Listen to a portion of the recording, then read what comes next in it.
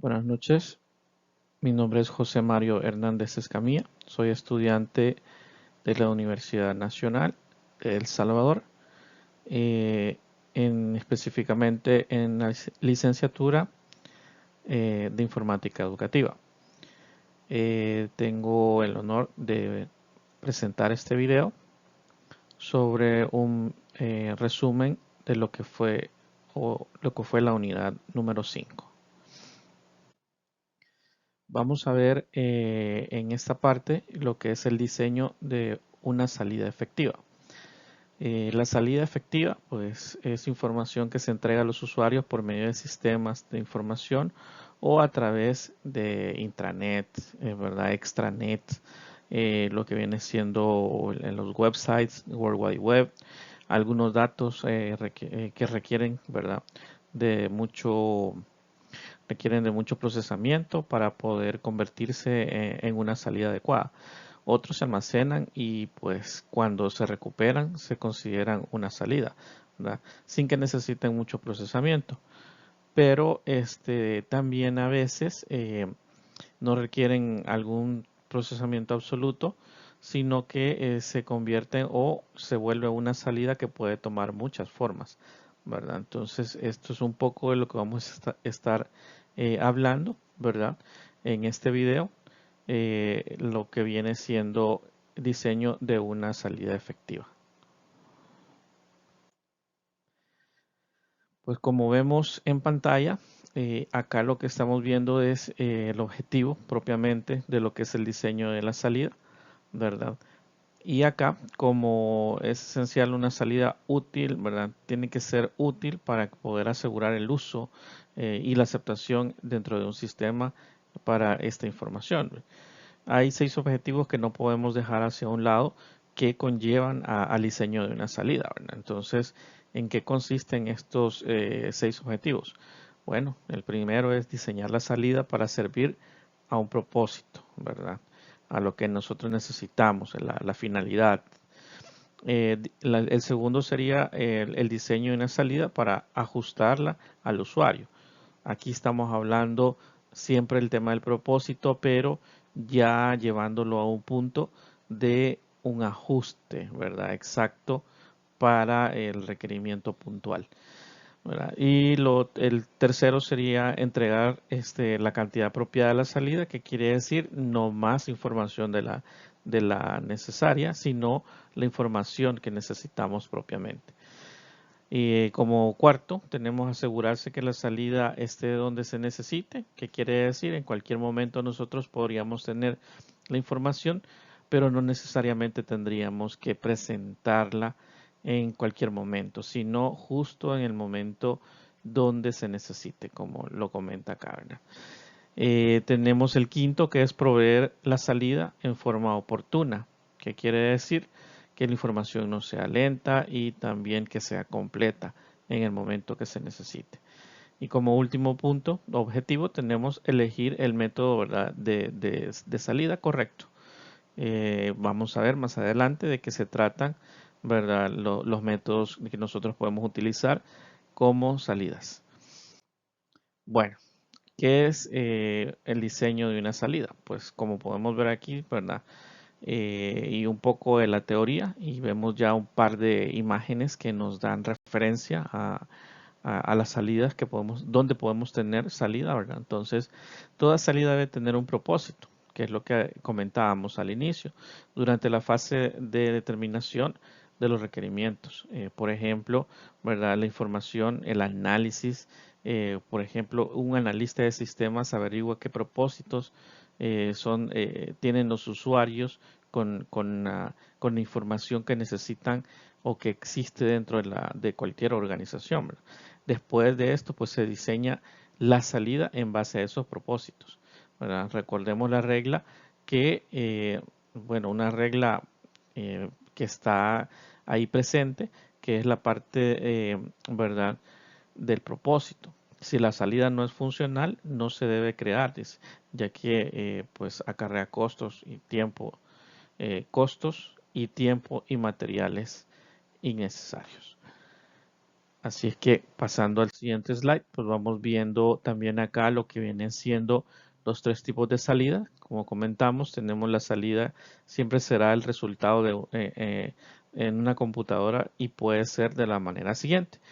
Por ejemplo, tenemos un reporte, ¿verdad? Puede ser un informe, estadísticas, esa puede ser un método de salida o tipo de salida. El otro puede ser un documento, ¿verdad? Propiamente, por decir algo, se trabajó un documento donde se necesita pues que quede constancia de un reporte o algo, por ejemplo, una escritura de una vivienda, eso puede ser un documento específico, para dar como un ejemplo. Y lo otro puede ser por medio de un mensaje, un correo electrónico, puede ser un mensaje, como le llamamos, emergente. Así que ese sería el tercer tipo de salida. De acuerdo con las circunstancias, dependiendo del contenido, ¿verdad? Así puede la salida ser impresa o presentada o mostrada en una pantalla. Como siguiente punto, pues tenemos cómo diseñar la salida para servir al propósito previsto. Eso es clave y es fundamental, ¿verdad? Aquí sabemos que toda salida debe tener un propósito, como lo hemos mencionado al inicio y lo hemos comentado dentro de los 6 objetivos, ¿verdad? Entonces, durante la fase de determinación, pues prácticamente los requerimientos de la información, justamente que se dan del análisis, ¿verdad? Es que el analista pueda, ¿verdad?, averiguar esos propósitos para los usuarios finales. Así que después de tener el propósito bien claro, se puede ya diseñar esta salida. Luego pues tenemos lo que viene siendo el diseño o el ajuste, ¿verdad?, de la salida para propiamente para un propósito o un usuario específico. En este caso, pues hablando en general, ¿verdad?, o más práctico, podemos crear una salida, ¿verdad?, específicamente personalizada para un usuario. Cuando se desea, pues para un sistema de soporte de decisiones, por ejemplo, u otras aplicaciones con un alto grado de interactividad, ¿no? Entonces, es ahí como se utilizan, por ejemplo, en plataformas como la web, ¿verdad? Sin embargo, pues es posible diseñar salidas para ajustarse a las tareas y funciones de un usuario. Así es que ese sería em, prácticamente la salida, como le llamamos, una salida ajustada al usuario, ¿verdad? También, pues, vemos ahí un ejemplo donde pues tenemos un chequecito ahí satisfecho, que quiere decir que cumplió con lo que se necesitaba o prefería el usuario. Y como siguiente, pues tenemos entregar la cantidad propia de la salida. Y justamente, ¿verdad?, uno de los problemas es la sobrecarga de información que podemos tener a la hora de estarla procesando, analizando. Entonces, cómo entregar la cantidad apropiada, pues, de salida. Y esto, pues, quiera que no, es una condición bastante frecuente que se da, la sobrecarga de información, ¿verdad?, que se ha convertido o se ha constituido en una de las preocupaciones principales para los diseñadores de sistemas. No nos sirve de nada proporcionar información excesiva solo para alardear, o sea, como para, no sé, decir que la tenemos, ¿verdad?, sobre las capacidades dentro de un sistema. No tiene ningún sentido.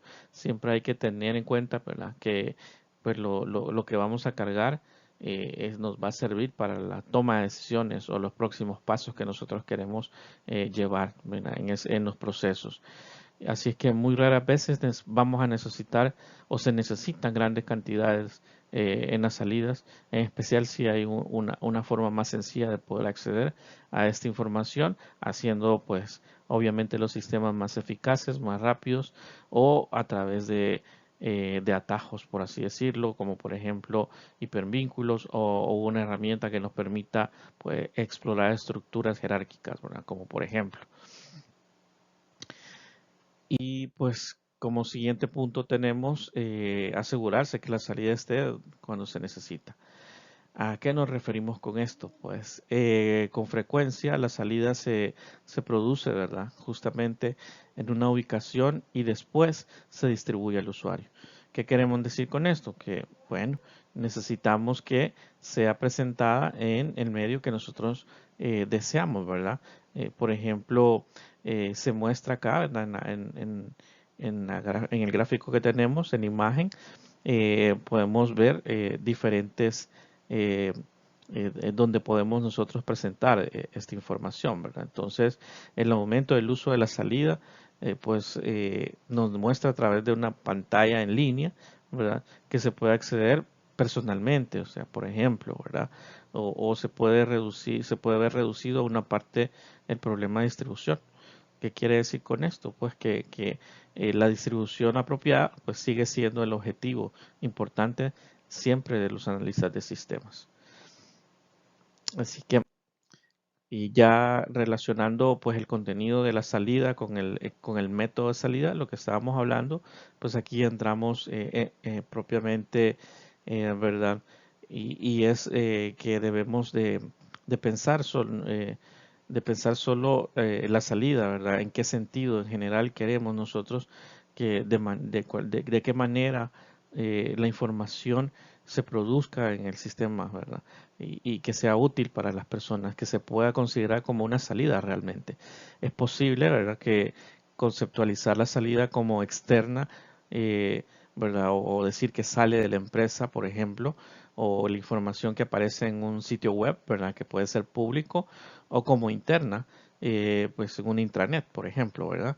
Que permanece dentro de la empresa. Por ejemplo, el material disponible dentro de un intranet, que es lo que estaba mencionando. Entonces, por ejemplo, acá tenemos un formulario, ¿verdad? Que lo que hace este formulario pues es recopilar información que posteriormente pues puede ser utilizada eh, ya en el sentido ya no de salida, sino que de entrada de información. Entonces, ¿cuáles son las tecnologías que hoy por hoy nosotros tenemos, ¿verdad? Para salida de la información. Pues podemos diseñar para la salida por medio de audio, por medio de teléfonos móviles. La salida electrónica se crea mediante herramientas de software, ¿verdad? Especiales, como podemos ver, las opciones son numerosas, ¿verdad? Vemos acá una imagen donde tenemos pues lo que mencionábamos, impresoras, donde podemos tener informes impresos pues tenemos ahí la distribución por medios digitales, bueno, la interacción, ¿verdad? Con temas como de webcam, donde queremos presentar o información, ¿verdad? Proyectores y un sinfín ahí de herramientas que podemos estar visualizando. Luego pasamos al siguiente punto que ya viene siendo el diseño de entrada. Estábamos hablando del diseño de salida efectiva. Ahora vamos a hablar un poquito de lo que es el diseño de entrada. Pues prácticamente, ¿verdad? La salida de información tiene que ser entregada a los usuarios, ¿verdad? Pero también por medio del sistema de información a través de intranets, como lo habíamos mencionado anteriormente, internet, ¿verdad? O algunos sitios web, pues los datos requieren de mucho procesamiento para poder convertirse propiamente en una salida adecuada. Es así que aquí vamos a hablar propiamente ya de lo que viene siendo el retorno de esa información. Pues acá vemos los objetivos, ¿verdad? Es diseñar, estamos hablando ya de formularios específicos para poder retomar, ¿verdad? Se recuerda en el formulario que presentamos entregando información donde se iba a llenar, pues entonces acá ya estamos recolectando información que va a ser pues formularios de entrada, ¿verdad? Que sean funcionales al sistema o al negocio. El diseño de pantallas de entrada también interactiva para los sistemas de información, diseñar formularios, ¿verdad? Que sean útiles para la web, o sea, que realmente tengan sentido de lo que estamos deseando hacer o recopilar, que puedan recolectar la información que nosotros necesitamos o diseñar páginas, ¿verdad? De entrada para utilizar en intranets o internet, que es lo que estábamos mencionando. Entonces, el diseño de un buen formulario, ¿verdad? La calidad de la entrada realmente del sistema determina la calidad de la salida. Entonces, asimismo, ¿verdad? Los formularios de entrada o las pantallas o formularios interactivos, como nosotros queramos irlos llamando, tienen que satisfacer los objetivos. La efectividad, ¿verdad? Entonces, los formularios tienen que cumplir también con el propósito específico del sistema y de la información que necesitamos. De eso depende de la precisión, ¿verdad? El diseño que garantice que se van a contestar de manera apropiada, ¿verdad? Y la facilidad de uso ante todo. Y pues prácticamente, ¿verdad? Alineamientos para diseñar formularios. Pues aquí tenemos un pequeño ejemplo de un par de formularios, ¿verdad? Y los títulos pues nos indican, ¿verdad? Que la persona que va a contestar el formulario puede poner en una línea, un espacio, un cuadro, ¿verdad? En blanco. Entonces ya estamos dando pautas de cómo queremos la información, en qué orden, qué información específica nosotros queremos, ¿verdad? En este formulario. Entonces, entre las principales alternativas para colocar títulos tenemos títulos con línea, ¿verdad? Títulos debajo de la línea, títulos en recuadros, líneas de verificación, tenemos línea en vertical, horizontal, podemos tener tablas en específico, ¿verdad? Los títulos pueden incluir notas para ayudar al usuario justamente a guiarlo, ¿verdad? A ingresar la información correctamente, como por ejemplo dejando por ahí el formato de una fecha, por un ejemplo, ¿verdad? O dejando por ahí el texto de firma, donde pues el usuario sabe que tiene que firmar en ese espacio. Luego pues tenemos lo que viene siendo los lineamientos, continuando ahí un poquito con los lineamientos para diseñar formularios. Dentro de estos lineamientos tenemos satisfacción, ¿verdad? El propósito previsto, lo que comentamos en algún momento eh, al inicio, ¿verdad? De este tema. Los formularios pues se crean justamente para satisfacer estos propósitos, que se pueda registrar esa información que queremos nosotros llevar al procesamiento o almacenar para que en algún momento podamos recuperar esa información que nos va a ser útil. Así que existen también formularios especializados para múltiples partes que se crean como triplicados, digamos así, ¿verdad? Instantáneamente para poder nosotros sustentar esta data, ¿verdad? Formularios que pueden ser continuos, que corren, bueno, que pueden correr por una impresora sin intervención de un usuario, ¿verdad? Por ejemplo, ¿qué quiere decir? Un formato de impresión continua con información repetitiva o pues por ejemplo, donde se imprimían los reportes anteriormente en papel perforado, ¿verdad? En impresoras de impacto. Entonces, eso puede ser como un ejemplo. Es así que tenemos como parte también de los lineamientos, ¿verdad? Cómo asegurar la contestación precisa. Y vemos acá un par de ejemplos, ¿verdad? De que realmente el diseño es importante para lograr que los usuarios hagan, ¿verdad? Lo correcto dentro del formulario, que introduzcan la información que realmente nosotros necesitamos. Es importante considerar los puntos mencionados anteriormente, ¿verdad? Y pues el control de los formularios de negocios, pues aquí estamos hablando propiamente, ¿verdad? De considerando el desarrollo, ¿verdad? Por ejemplo, hablando ya de formularios de negocios, por ejemplo, un módulo de activos fijos, ¿verdad? Que especifique que a través de un formulario, pues va a poder tener el registro de los datos, ¿verdad? Dentro de una web que sería un diseño más apropiado, que el registro, el ingreso, de los activos fijos sea pues lo más fácil posible. Considerando también, por ejemplo, el módulo de desarrollo de compras, entonces especificando a través de un formulario el registro de los datos también, ¿verdad? Para que el área de compras pueda pues registrar los bienes, o, digamos, si fuese así. Y así sucesivamente podemos tener para bancos diferentes formularios, ¿verdad? El registro para poder registrar cuentas, ¿verdad? De la empresa o cuentas de sus usuarios. Y vamos ahora a ver el tema, lo que viene siendo herramientas de diseño, interacción, ¿verdad? Humana, humano-máquina. ¿De qué vamos a hablar acá? Pues vamos a hablar justamente eh, de esto, de cómo se da esta interacción cuando estamos hablando de introducir información, sacar información o presentar información, pero cómo se da todo eso. Necesitamos una interacción humana en determinado momento y es ahí lo que vamos a platicar pues acá, ¿verdad?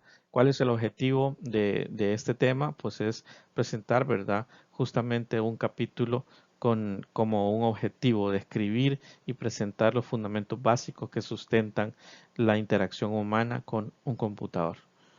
Eso es lo que vamos a buscar como objetivo con este tema.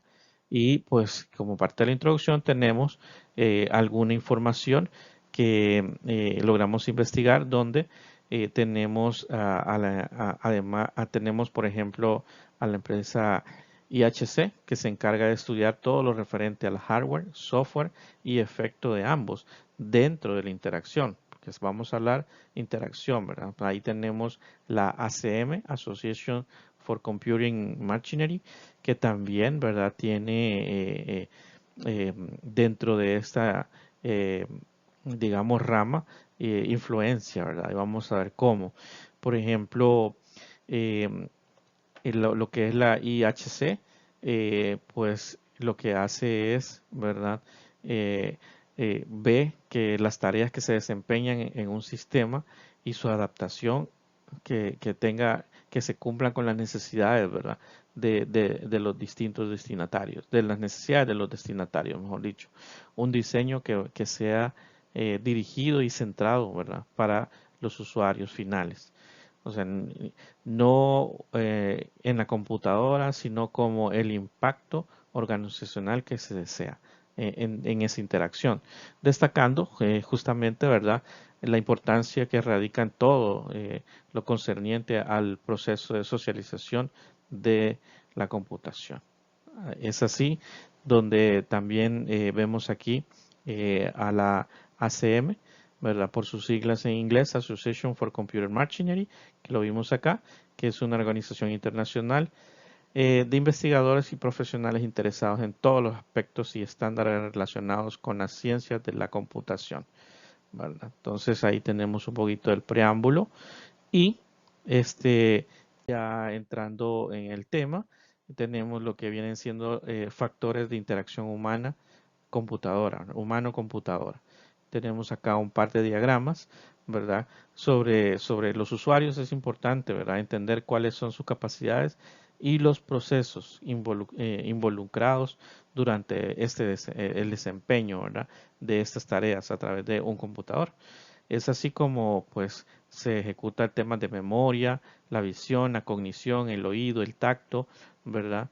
Definiéndose así como factores que determinan cómo se va a hacer la manipulación y esto pues cómo va a ser uso efectivo de la tecnología computacional.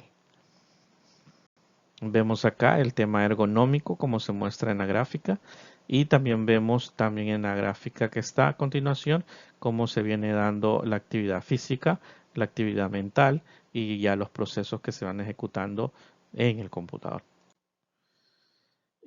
Aquí vamos a hablar un poquito de la interacción, ¿verdad? La interacción, pues aquí vemos un pequeño diagrama, el diseño de interacción, ¿verdad? Políticas de diseño, disciplinas académicas y campos multidisciplinarios. Pues esto nos permite obtener una determinada posición u orientación, ¿verdad? La cual puede ser en cualquier dimensión, 2D, 3D, y se puede usar para dibujo, situar ventanas, arrastrar elementos, que más, entre otros, pues que impliquen acciones de mover un cursor, ¿verdad? E introducir coordenadas, por ejemplo, ¿verdad? Entonces, son tareas que se ven básicas, pero que consiste propiamente en la selección de un elemento de entre un conjunto de órdenes, atributos, objetos u otros. Entonces, el conjunto puede ser de tamaño fijo o pueden ser elementos variables, órdenes, y de tamaño variable también, ¿verdad? O elementos de la aplicación como tal, que pueden ser objetos, ¿verdad? O introducir valores que pueden ser de texto correspondiente a una introducción de un dato cuantificable, no sé. Entonces, ya hablando de cuantificable, pues estaríamos hablando de números, ya no de texto, sino un valor numérico. Entonces es ahí donde entra el tema de interfaz de teclado numérico a través de presentaciones gráficas que se pueden utilizar, por ejemplo, ya el ratón, ¿verdad? El mouse, como lo conocemos, valores porcentuales, información textual correspondiente a la introducción de sucesión y posiciones que se muestran en determinado movimiento. Y así vamos teniendo todo lo que es el esquema de interacción, lo que es humano-computador, ¿verdad? Por ejemplo, el describir, ¿verdad? El manejo, cómo realizar o manejar un objeto de gráfico, ¿verdad? Al solo hecho de derrotar, pues, el scroll del mouse, ¿verdad? ¿Qué interacción se da? Luego, pues, tenemos lo que viene siendo ya finalmente parte de esta interacción, cómo las tecnologías han avanzado y vemos que parte de esto también es, ¿verdad?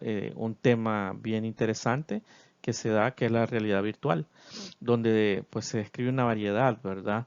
De estilos de interacción, desde interfaces tridimensionales, como los que se puede interactuar y actuar en tiempo real, hasta sistemas que pues prácticamente nos da una sensación de que estamos en el lugar, ¿verdad? En el lugar y que estamos viviendo la experiencia prácticamente, pero es algo que lo estamos viendo de forma virtual, ¿verdad? Entonces estamos como que engañando a nuestros sentidos, pero toda esta interacción pues nos da justamente esa sensación, ¿verdad? Entonces, ¿cuáles pueden ser los beneficios de tener herramientas como esta, ¿verdad? Que nos ayuden para crear realidad virtual? Pues nos ayuda justamente, por ejemplo, tenemos acá mencionado algunos beneficios como simulaciones que podrían ser imposibles de otra forma o problemas, ¿verdad? De alto costo, de cansancio para el usuario, o podemos tener uso de realidad virtual como entrenamiento, ¿verdad? En operaciones en una central nuclear y sin exponer a la persona, por ejemplo, o entrenamiento de bomberos, ¿verdad? En situaciones de riesgo sin exponer a la persona. Entonces, o temas de práctica de medicina, por ejemplo, haciéndolo de forma virtual, donde pues se puede llevar perfectamente a cabo una operación microscópica pues interactuando, ¿verdad? Como que lo está haciendo en realidad. Entonces, así, temas de defensa, seguridad, muchos que nos pueden ayudar. Esto ha sido prácticamente el contenido. Súper claro, ¿verdad? Así es que esa sería mi aportación. Muchas gracias y que tengan buenas noches.